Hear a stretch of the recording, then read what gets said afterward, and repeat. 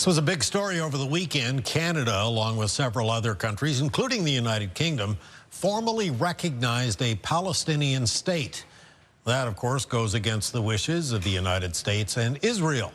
To talk about this and the ramifications, we are joined by Dalhousie International Development Associate Professor Robert Huish. Thanks, as always, for joining us, Robert. Great to be here, Bruce. Thanks. First of all, what do you make of the fact that Canada has done this? Well, it's in many ways recognizing a state that is beginning to vanish, and what I mean is that you're seeing Canada joining Britain, Australia, and other countries now increasing that vision of Palestinian statehood on the outside, and it's really starting to fade from within. So these countries have just sort of joined a chorus of already 193 member states of the United Nations, so 75%, who already recognize Palestine. So coming into it now, after we see that Israel's war against Hamas and the impacts that's had in Gaza, already there's pressure in place by the Israeli government against the West Bank and the Palestinian Authority that's going on there that makes it basically look like there's going to be more expansion of Israeli forces into the West Bank. And so this is what I mean. We're recognizing the Palestinian state at a time when there's plans to essentially destroy it. And speaking of timing, this comes at a time when there's a lot of tough economic talk from south of the border. There's a feeling that this might not have been the best time. What do you think? Well, the thing is with the U.S. relationship with Israel, it is what Israel relies on to keep going. And in many ways, we're seeing that without that relationship with Washington, the state of Israel would be a pariah state internationally. There's very few countries in the world that are supporting the actions that have taken place. The Human Rights Council in Geneva recently spoke out to say that they're declaring actions there in Gaza to be a genocide, and of course the famine coming up. So there's not much that the global community is throwing towards Israel to say that they've supported the actions and the response to the October 7th attacks over the last couple of years. And as a result, if that relationship between Washington and Israel were to go anywhere other than where it is currently, then it would be a very trying time for Benjamin Netanyahu, who again is wanted in several countries for war crimes.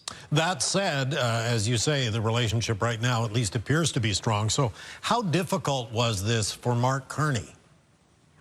I think Mr. Carney is joining a chorus of leaders in Europe and again in Australia who are coming to this resolution a bit too late. There's going to be the ability for these states to be put in a position to recognize that the actions that Israel's taken against the Palestinian people are those in which infringe upon statehood, and there's where you can get into some language and legality within the United Nations and elsewhere that could invoke discipline. So now it's only the United States that's on the Security Council in the United Nations that is still supporting Israel in this way.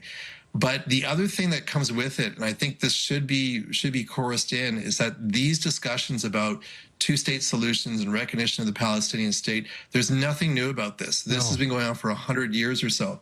And with that, it's coming at a time when Israel has plans for further expansion into the West Bank. We're seeing the worst is already beginning to beckon with that. The West Bank, the Palestinian Authority, relies heavily on Israel's banking system. That has been cut off. So Israel's cut off the means of any financial transactions between Israel that controls the ports that allow goods into Palestine and the Palestinian Authority. So there's some within Palestine that say that within weeks they're going to start running out of basics and even petrol, or I guess gasoline in that way.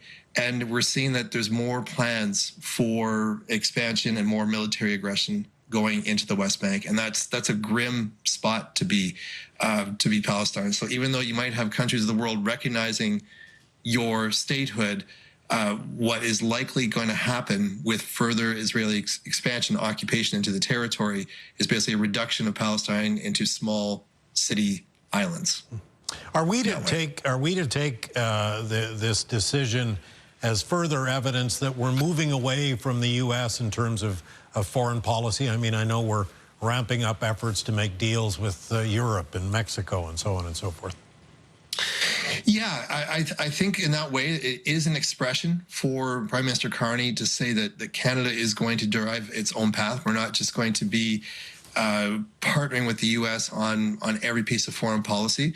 Then again, he's not the first prime minister to do this.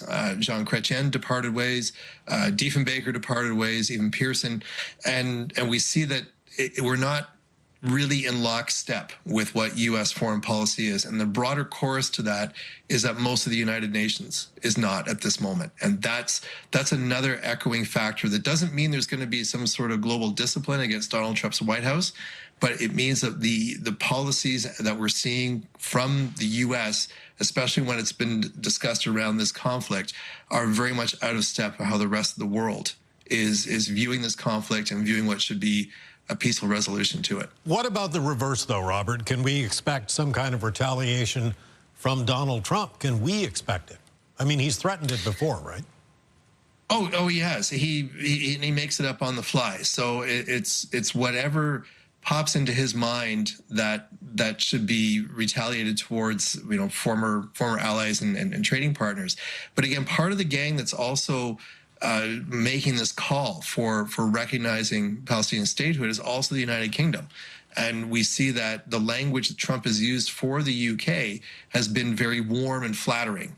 We haven't been able to get that sense of brotherly fondness between the two countries since Trump came into his second term. But Britain's PM Keir Starmer, he's someone who still has the support of Trump, or the will of Trump to not bash his government repeatedly. That can't be said about the Australians, unfortunately. So it's the same old playing deck with Donald Trump. Who knows what's coming next? Sure. With his international relations. Robert, we're going to have to leave it there. Thank you, as always, for joining us. Thank you very much, Bruce. Dalhousie international development expert Robert Huish joining us tonight to talk about news that Canada is joining Australia and Britain in recognizing a Palestinian state. Stay with us. We'll be right back.